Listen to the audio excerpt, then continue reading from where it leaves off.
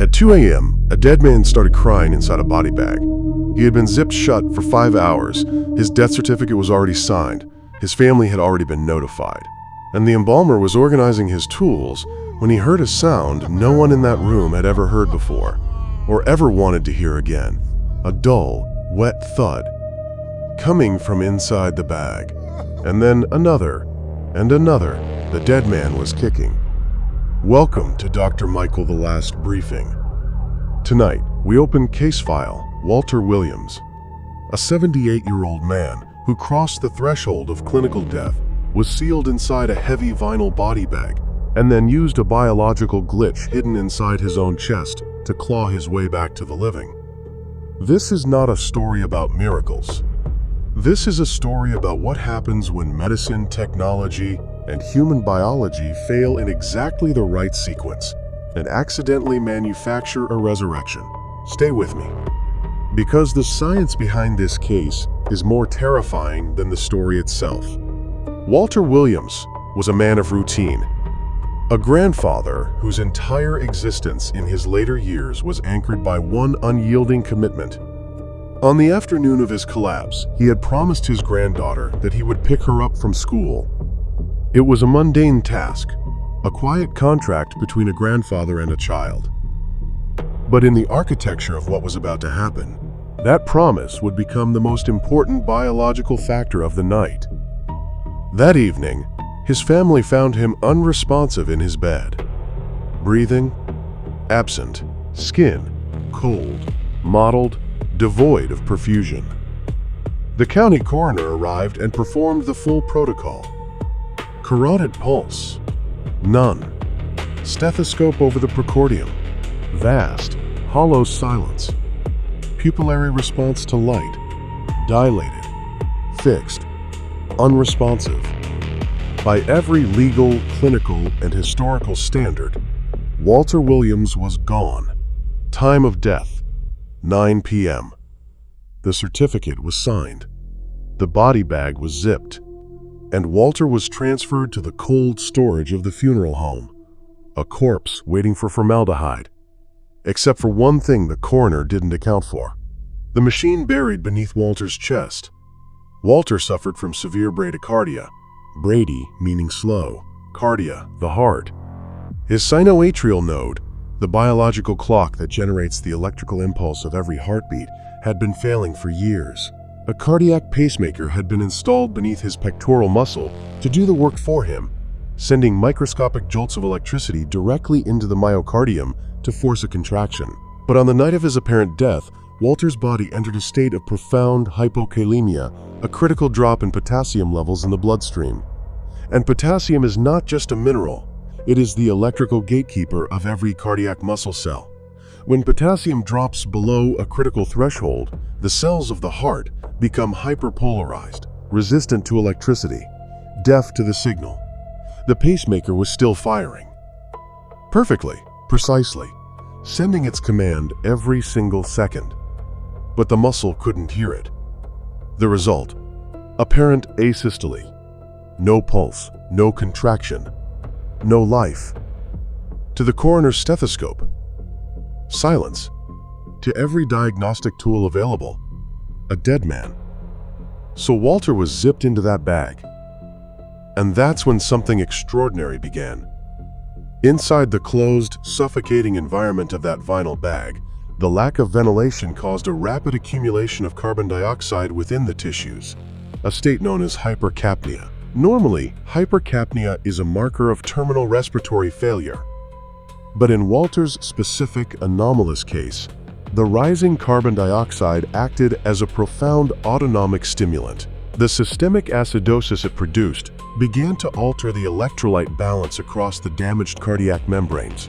Potassium levels started shifting back toward equilibrium, and the pacemaker, insulated from the ambient cold by the layers of Walter's own body fat, kept firing, kept waiting. At approximately 2 a.m., 5 hours after his death was declared, the threshold voltage required to stimulate the hyperpolarized cardiac cells finally dropped. The myocardium became receptive again. The wire delivered its charge. The muscle responded. and for the first time in 5 hours, the heart contracted. A single weak pulse of blood was forced out of the left ventricle, up through the carotid arteries, and into a brain that had been kept in a state of profound hypothermic hibernation. Walter Williams was no longer dead. This is where the clinical narrative becomes something darker than medicine. When blood flow was restored to Walter's cerebral cortex, his consciousness didn't return gradually. It returned with the sudden, violent force of a system reboot.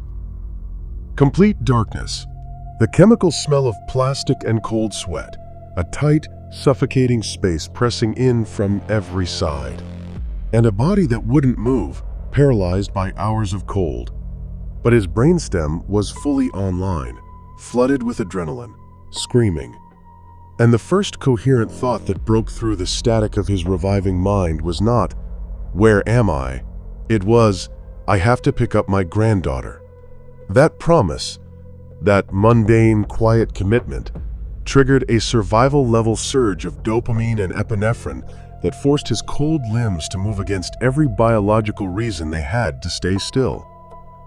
Before we get to what the embalmer found when he unzipped that bag, if you've never seen a case that made you question the boundary between living and dead, make sure you're subscribed, because this is the kind of briefing that changes the way you read a death certificate. Inside the quiet preparation room, the embalmer was organizing his trocars and vascular tubes when he heard it. A dull, wet thud. He turned. The black bag on the stainless steel table was moving. The vinyl was bulging outward.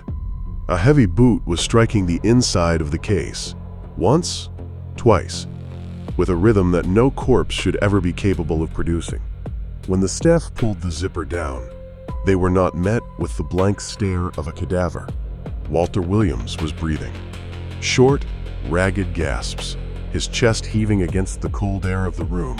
Tears were streaming down his face. Compulsive lacrimation, the physical response of a brain in profound neurogenic shock, the tear ducts firing automatically as the nervous system rebooted after 5 hours of silence. He was trying to speak through a throat dried by hours without ventilation. The embalmer reached for his wrist. The pulse was there, strong, mechanical, perfectly synchronized with the artificial hum of the pacemaker buried beneath Walter's skin. The machine that had failed him in his bedroom had just saved his life in the morgue. Walter Williams survived his own funeral preparation. He lived for another year before his heart finally reached its definitive conclusion, this time permanently. But his case forces us to ask a question that medicine has never comfortably answered. When does death actually occur? Is it when the heart stops its independent rhythm? Or is it when the last machine inside our flesh finally runs out of power? We have constructed a world where our biology is mediated by wires, batteries, and silicon chips. A hybrid existence where technology can literally pause the dying process and restart it in the dark. Walter's tears were not supernatural. They were the physical evidence of a mind that refused to release a promise, using a glitch in its own medical hardware to rewrite its final hour. The boundary between the living and the dead is not a solid wall. It is a shifting, porous line, controlled by a handful of millivolts and the stubbornness of the human will. If this briefing made you reconsider what you thought you knew about the moment of death, share it with someone who trusts medicine completely. It's the kind of case that earns its place in a conversation. If you have witnessed a medical anomaly, a case that defied the standard protocol, or an event that the official report refused to explain, report it through our patient files form in the description. Your case could be the next file we open.